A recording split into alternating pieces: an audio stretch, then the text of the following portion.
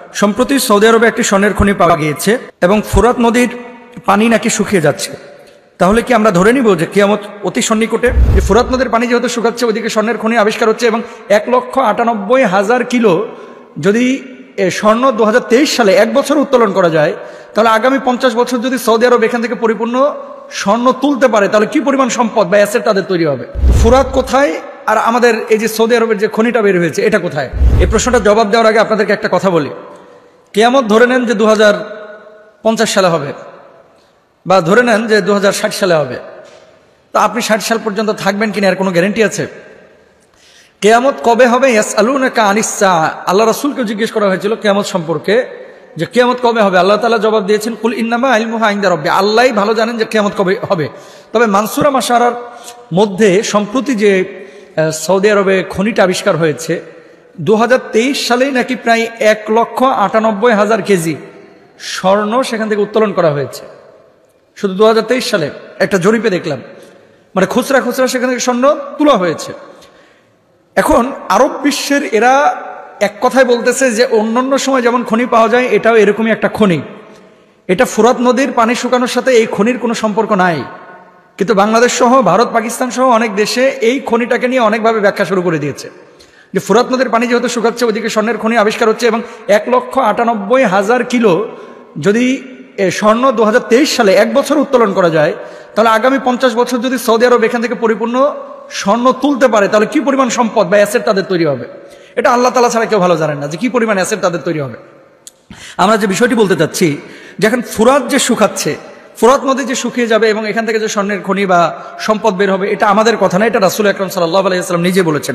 দেখেন হাদিসের মধ্যে কি আছে, লা তাকুমুস সাআতু হাত্তা ইয়াখসিরাল ফুরাতু আন জাবালিন মিন যাহাবিন ইয়াকতাতিলুন নাসু আলাইহি ফায়ুকতালু মিন কুল্লি মিআতিন তিসা ওয়া তিসউনা ওয়া ইয়াকুলু কুল্লু রাজুলিন মিনহুম লাআল্লি আকুনু আনাল্লাযী আনজু। আচ্ছা, ততদিন পর্যন্ত কিয়ামত প্রতিষ্ঠিত হবে না যতদিন না ফোরাত নদী থেকে একটি স্বর্ণের পাহাড় বের হবে, মানে স্বর্ণের খনি বা স্বর্ণের সম্পদ বের হবে। মানুষেরা এটি দখল করার জন্য যুদ্ধে লিপ্ত হবে। এই যুদ্ধে শতকরা 99 জনই মারা যাবে।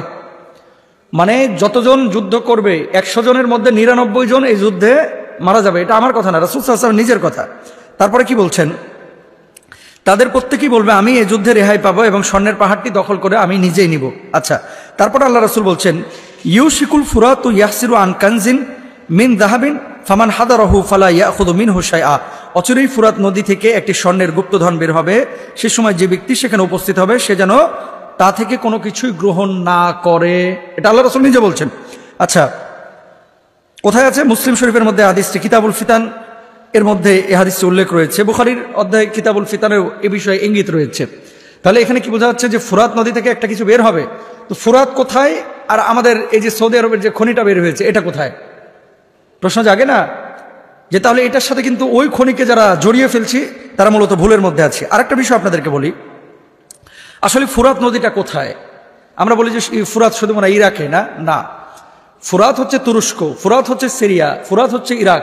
দেখেন তিনটা দেশের মানে এই নদীটাকে কেন্দ্র করে, এই পানিগুলোকে কেন্দ্র করে কিন্তু একটা আপনার দ্বিধাদ্বন্দ্ব, একটা ঝামেলা, একটা রেষারেষির ভাব কিন্তু আজকে থেকে না, এটা শত শত বছর ধরে কিন্তু হয়ে আসছে। এখন ফুরাত নদীকে কেন্দ্র করে, ফুরাত নদীটা দেখেন 2700 কিলোমিটার দীর্ঘ, মানে 2700 কিলোমিটার হচ্ছে এই ফুরাত নদী। এটা কিন্তু 1-2 কিলোমিটার না, 2700 কিলোমিটার হচ্ছে ফুরাত নদীর শুধু দৈর্ঘ্য। আচ্ছা, আর আয়তন প্রায় হচ্ছে 4,40,000 বর্গ কিলোমিটার। এর মোট অববাহিকার মাত্র 30% তুরস্কে অবস্থিত হলেও 90% পানির উৎস হলো তুরস্কের উচ্চভূমি।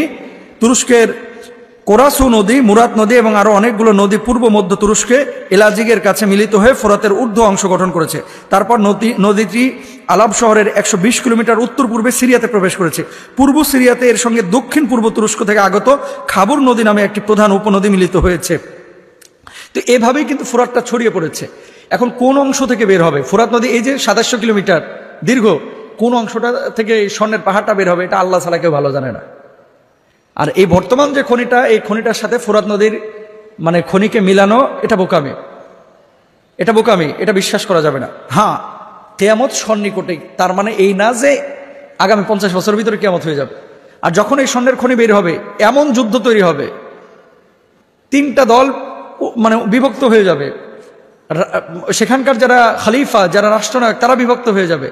পূর্ব দিক থেকে কালো পতাকাবাহী একটা দল আসবে, সেখান থেকে ইমাম মাহদী আলাইহিস সালাতু ওয়াস সালামের আবির্ভাব ঘটবে এবং তাকে তার কাছে বাইয়াত হইতে বলা হয়েছে।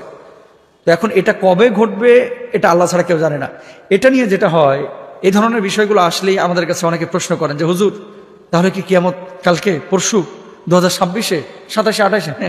ভয় পাওয়ার কারণ না। আপনি আমল করতে থাকেন, কিয়ামত যবেই হোক আপনি আপনার আমল নিয়ে কবরে যাবেন, আল্লাহ তাআলা সন্তুষ্ট নিয়ে যাবেন ইনশাআল্লাহ।